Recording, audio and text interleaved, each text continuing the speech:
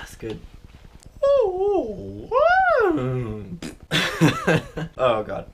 Hello, what's up you guys? Today I am here to give you a list of 8 Hello guys, my name is Josie and welcome to my geocaching channel. Today I'd like to go through a list of 8 geocaching abbreviations and what they mean. Number 1, ALR, Additional Logging Requirement. Now this is something you might find in some cache descriptions, an additional task that you need to do in order to log the cache.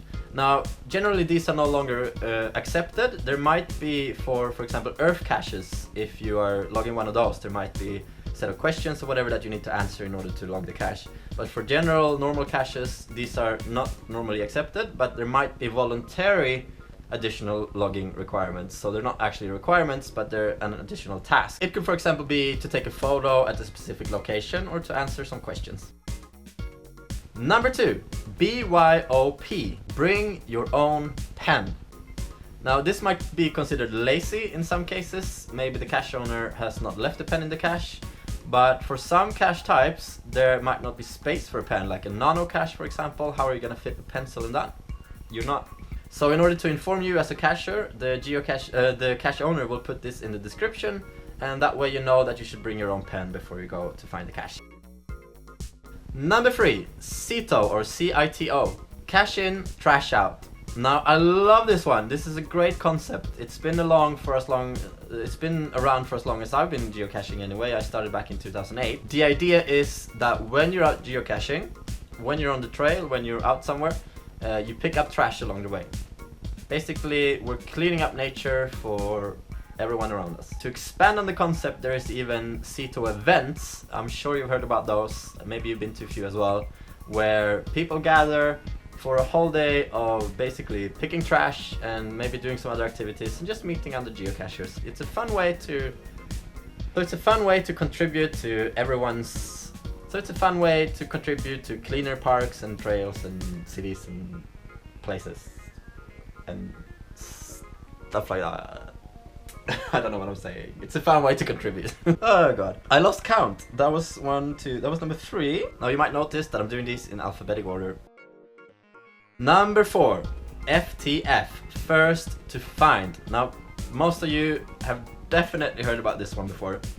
First to find, of course, refers to the person who is the first to find a cache after it has just been placed and uploaded on the website. There are first to find hunters out there who are crazy. They have it set up so they get a notification in their phone whenever a new cache is published, and they just go and they drive way past the speed limit, I would guess, just to find that one cache before anyone else. Number 5, GPS. Now, of course, GPS is the GPS device that you're holding in your hand. You call that a GPS. It's not actually a GPS because GPS stands for Global Positioning System. More accurately, the thing that you hold in your hand would be a GPS receiver. And the way the Global Positioning System works is that there are 24 international satellites up in the air, and these all send some kind of signal down to Earth, and using those signals from different directions, the device that you're using, your phone, your Garmin GPS, whatever, will be able to pinpoint your pretty exact location on Earth. Pretty amazing technology, actually. Number 6. Or 6. Or 6. Swag. Stuff we all get.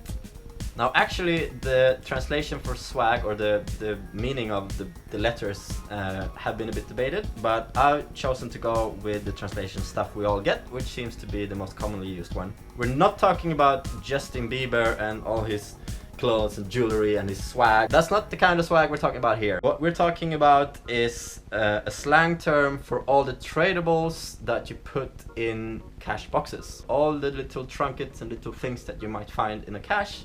Those are generally referred to as swag. As a general rule, you should always consider that when you take something out of a cache, even if it's a cheap thing, you should always leave something of the same or greater value. So if you're taking a cheap plastic thing, you can leave some other cheap item. If you're taking something more valuable, you should leave something more valuable.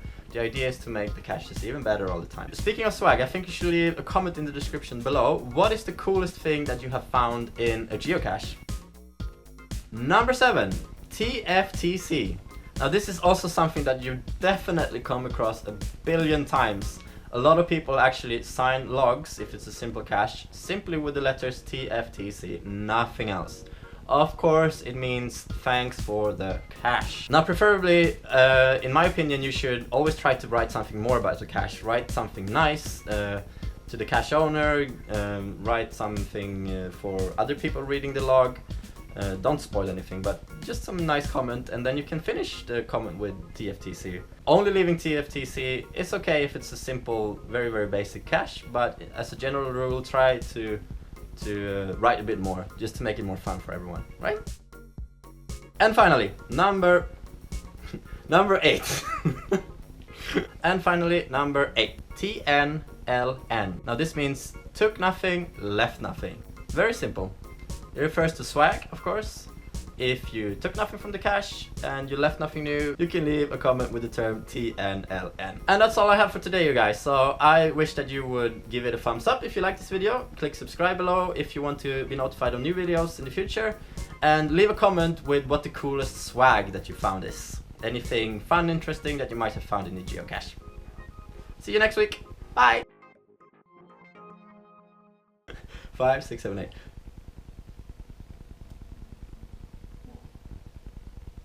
Someone's coming.